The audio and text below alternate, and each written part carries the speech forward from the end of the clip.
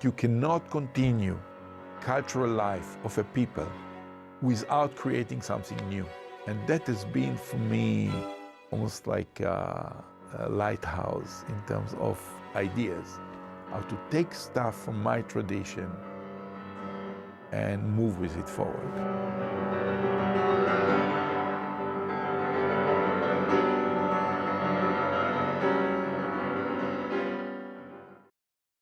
Please join me in welcoming Ofer Ben-Amots.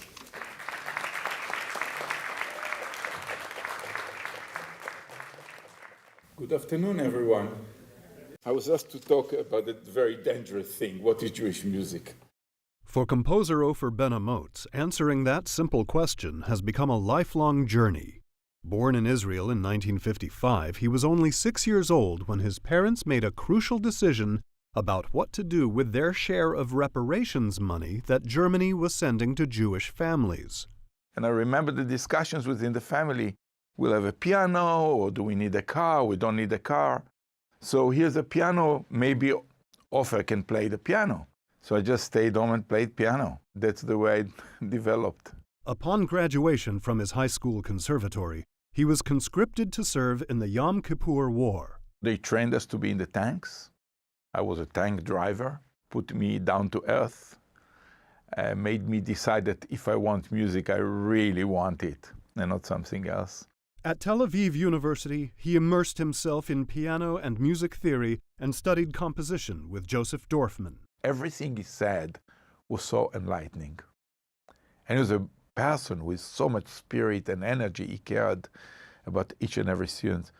A year of study in Switzerland came next, but it wasn't until he moved to Germany that he began to reflect deeply on his own Judaism. When I left Israel and I was 24, I didn't even know what is the Amida prayer. I didn't know how you pray. I didn't remember. I did have a bar mitzvah, but I don't think I remembered any of the tropes. I relearned everything when I came to Germany. Next to studying there, I also started going regularly to synagogue and helping with the services, learning the tropes.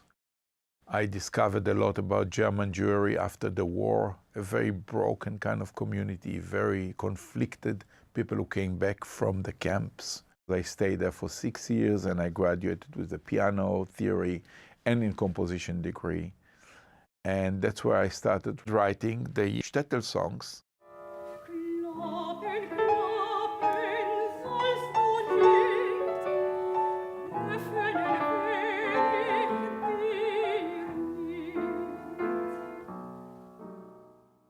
My dream was to create an Yiddish opera. So I found this amazing story by Isaac Bashevis Singer called Fool's Paradise.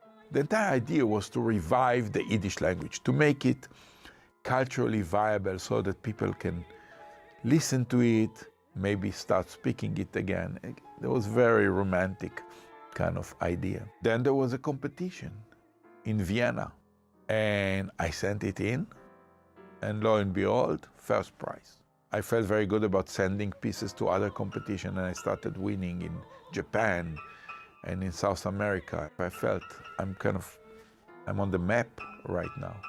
In 1994, he joined the faculty of Colorado College, where today he chairs the music department. Throughout, Ofer Ben-Amots has amassed a rich body of work that seeks to define and expand modern ideas of Jewish music.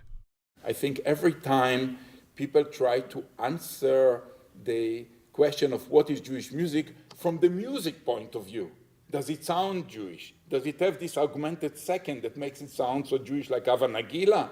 Then is it Jewish? If it's not, then forget about it. And that's not the approach. We need to come from what is Judaism and what is Judaism has to offer and how can music play a role in it. Crucial piece of mine is the opera The D-Book. The concept was to have the D-Book totally from the point of view of Leah. She's the main character. It's a one-woman show, basically. It takes the feminist side of things that are a little neglected in the original. And I regard it as part of what I do with Jewish music, reinterpret stuff that is already part of the canon, the same thing what Talmudic scholars did with the Torah. And each one has a different way to interpret it, to make a commentary, to make a midrash on that. The work Celestial Dialogue was a real breakthrough for me.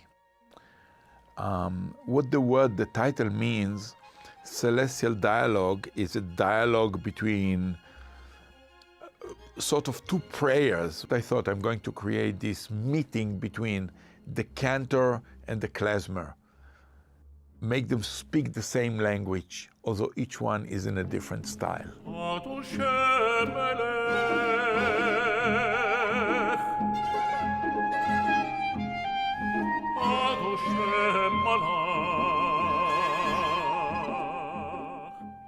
I'm still very, very proud of this piece. I think it was a very successful one. And I'm very, very proud that Milken thought so too, and they included it in their recording. I think that the archive's importance and impact goes way beyond what people see right now. We cannot fathom at this moment the importance of it. The first time I'm performing at UCLA, I'm humbled by the invitation by the Milken, as well as the School of Music, to come and present my music. The best thing about the concert tonight, it's going to be short. You're going to love how short it is.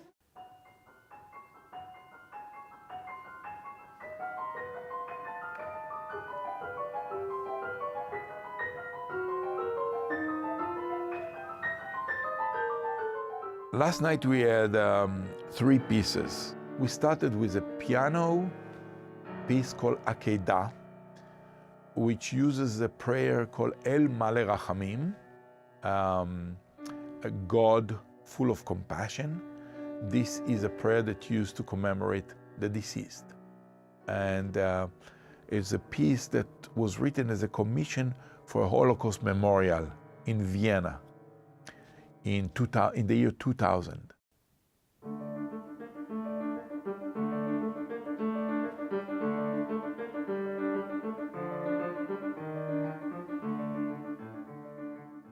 Then we went into a duo named Bulgariana.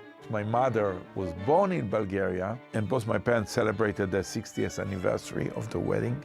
I decided to travel in Bulgaria and do a route searching trip. My mother was overjoyed. When I came back, I was so impacted by this visit, I wrote this Bulgariana.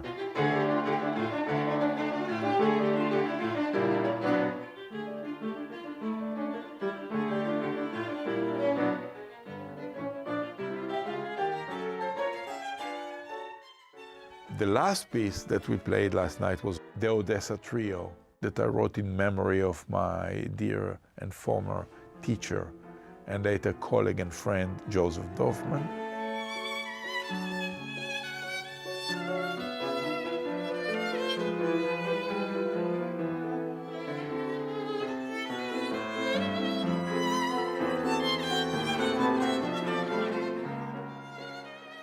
There's a beautiful tunes, beautiful melodies, beautiful harmonies, some of them inspired by Jewish liturgy.